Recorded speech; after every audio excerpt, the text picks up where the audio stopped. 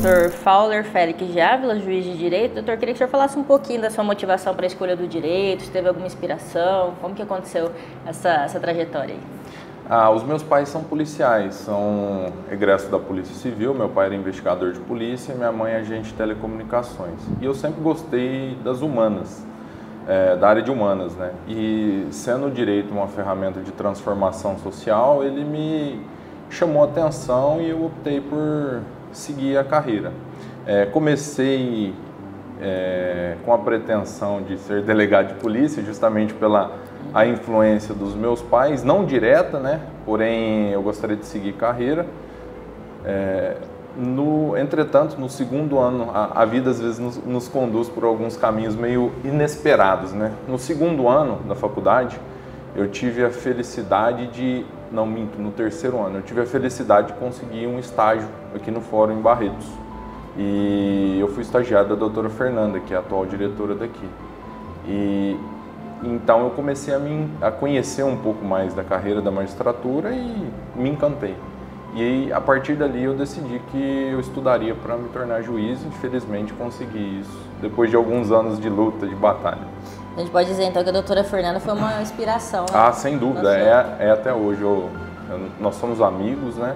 Mas eu nutro um carinho por ela sem precedentes. Ela é muito querida e sem dúvida foi a minha inspiração para seguir carreira. E como que foi essa trajetória aí entre ser o estagiário do fórum, prestar o concurso? Quando que aconteceu essa virada aí? Eu terminei o estágio no 5º ano e eu prestei OAB, me tornei advogado, exerci esse munus por quase 5 anos. Fui muito feliz, inclusive, gostei bastante da advocacia, mas eu tinha o meu objetivo, que era ingressar na magistratura. Na sequência, eu fui aprovado no concurso de analista do Ministério Público, que é um cargo de assistente jurídico. Tive a felicidade também de trabalhar aqui em Barretos com o Dr. José Ademir Campos Borges, com quem eu aprendi muito, aliás. Ele era o decano aqui do Ministério Público, e aí eu fiquei por aproximadamente 2 anos e meio, 2 anos e 8 meses, salvo engano, e logrei a aprovação no concurso de ingresso da magistratura de São Paulo. E esse foi em que ano? Em 2018. Tomei posse em 2018, em outubro de 2018. E aí começou a atuar em qual cidade?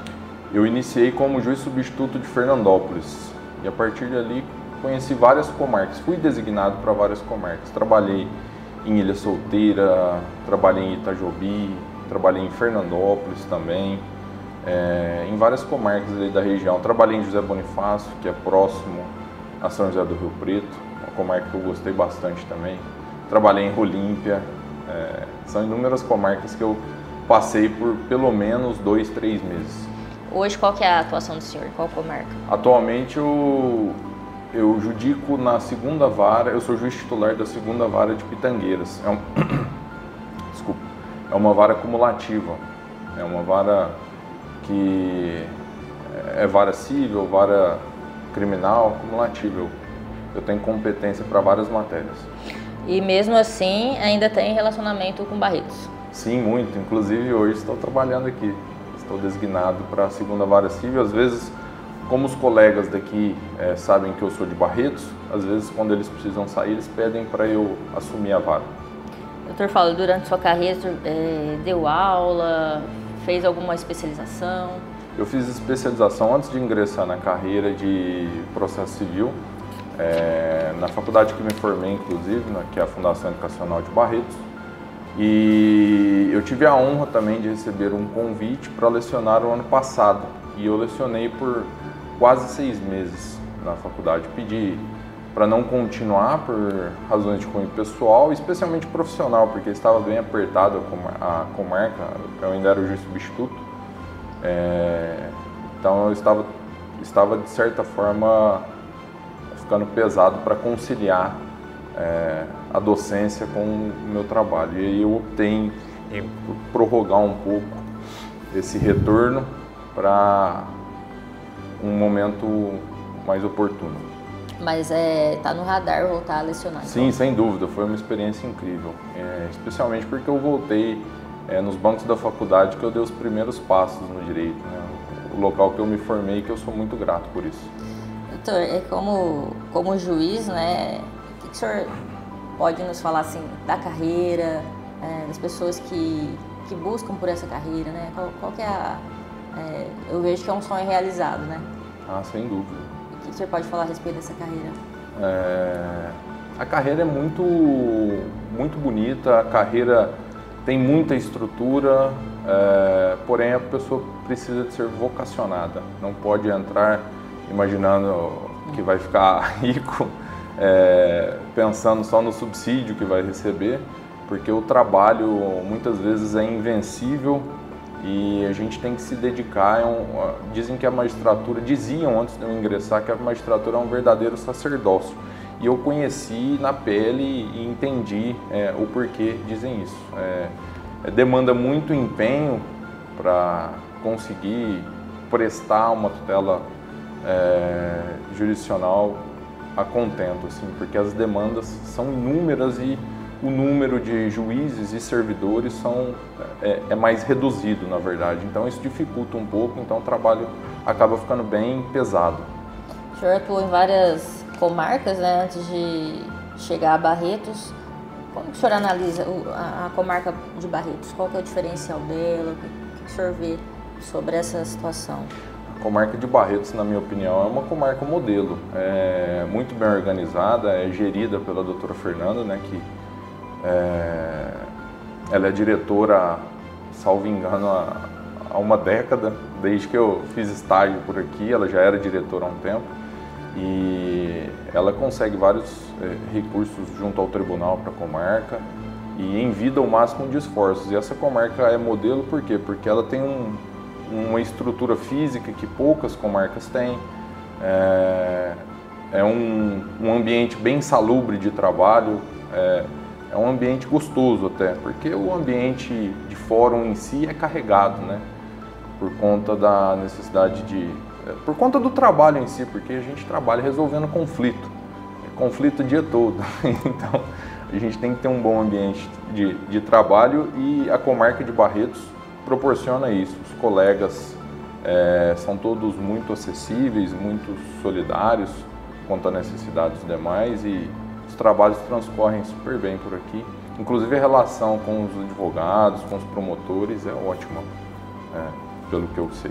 E a infraestrutura também é bem melhor do que antes. Sem dúvida, do que no prédio antigo, né? Confesso que eu não cheguei a conhecer o prédio antigo, mas eu ouvi dizer que a estrutura lá era bem precária, justamente por conta de ser um prédio muito antigo, um prédio público que estava precisando de reforma. Felizmente conseguiram aqui e fizeram essa mudança que foi muito benéfica ao público, né, ao jurisdicionado barretense. O senhor tem um pouco tempo na magistratura, mas tem algum caso que o senhor lembra, assim, algo que chamou a atenção na sua carreira, algo que o senhor pode dividir com a gente? São vários casos, mas eu sou atualmente juiz da infância e a infância e juventude também, lá na minha comarca. E a infância e juventude, especialmente a protetiva, é algo que marca muito, porque a gente trabalha com adoções, com medidas de proteção para algumas crianças e adolescentes que estão em situações de risco. E eu tive sim alguns casos que me marcaram, assim, o caso de deferir guarda e desabrigar uma criança em audiência, o pai se emocionar, começar a chorar e todos da sala se emocionarem, o juiz ter que tentar se conter. É muito gratificante por essas questões específicas, assim, sabe? Mas casos vários, e em específico relacionados à infância. E eu vou deixar de citar, assim, por conta do sigilo do Essa é uma vara, imagino que densa, né? Com vários conflitos, né? O que o senhor sonha aí dentro da vara da infância e juventude? O que precisa? Qual que é o seu sonho enquanto juiz aí? Na infância e juventude, eu gostaria de não ter nenhuma criança abrigada, porque as crianças sofrem no abrigamento, por mais que elas sejam bem tratadas, as profissionais são ótimas, mas não é a casa delas, não é o pai delas, e se a senhora perguntar uma por uma qual que é o maior sonho, é sair de lá. Ter uma família para que elas possam crescer juntos, como a nossa Constituição Federal preconiza. Então esse é meu grande sonho, o dia que estiver vazio o acolhimento, com todas as crianças com suas respectivas famílias. O senhor lida também com muitos pais que querem ser pais, né? Que querem essa adoção responsável, né? Sim. Isso também deve ser complicado ver a luta dessas pessoas. Existe uma fila de adoção, existem alguns critérios que a gente precisa seguir, avaliações prévias, porque é muito sério também a adoção de uma criança, né? É incomparável a qualquer outro ato praticado assim, no dia a dia. Então, a gente tem que seguir alguns critérios, analisar com bastante cautela antes de definir, mas tem transcorrido bem os casos de adoção, há um acompanhamento prévio, posterior, e a gente também fica muito feliz quando os casos são exitosos, né? O senhor fala, o senhor está na magistratura, mas tem pretensão de ser desembargador, seguir na carreira, algo assim? Não tem pretensão.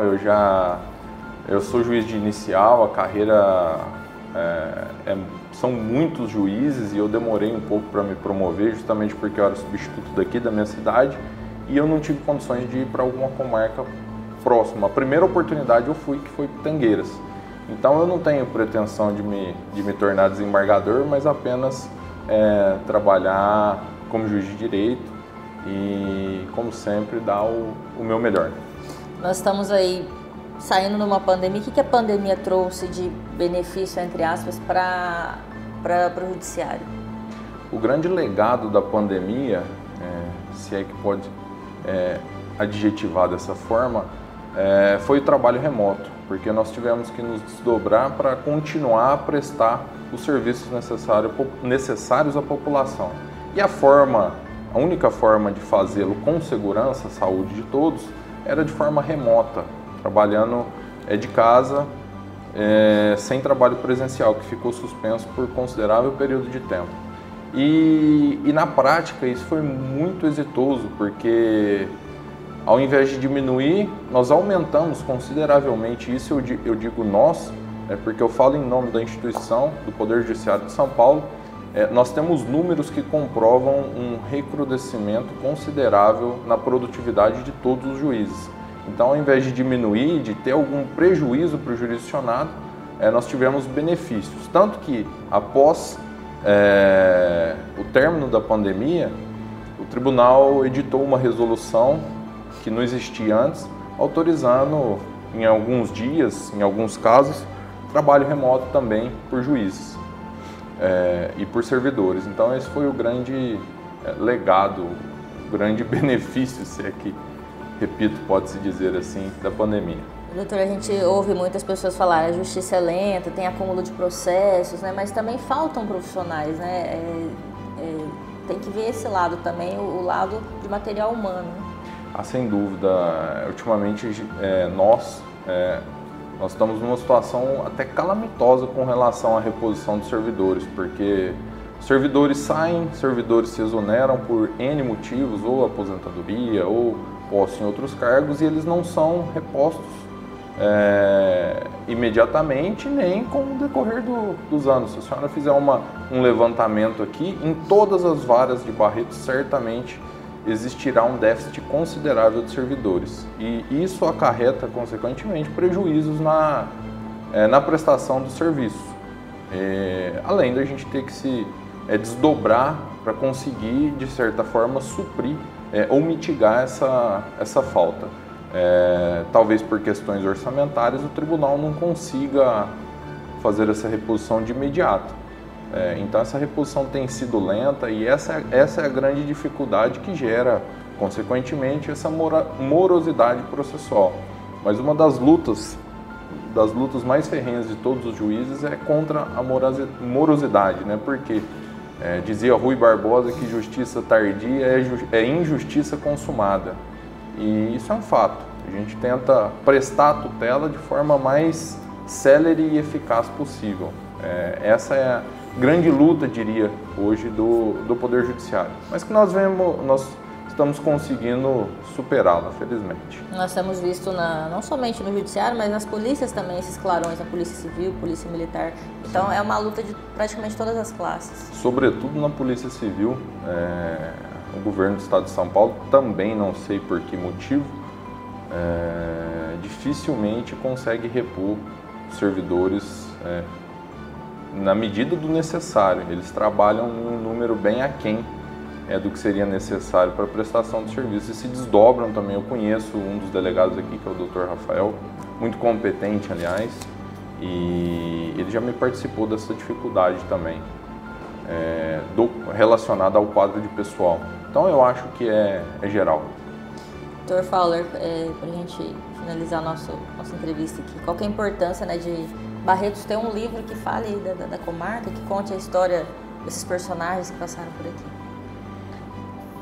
Eu particularmente gosto muito de história e materializar isso é uma forma de tornar indeléveis as ocorrências, os fatos relacionados à comarca.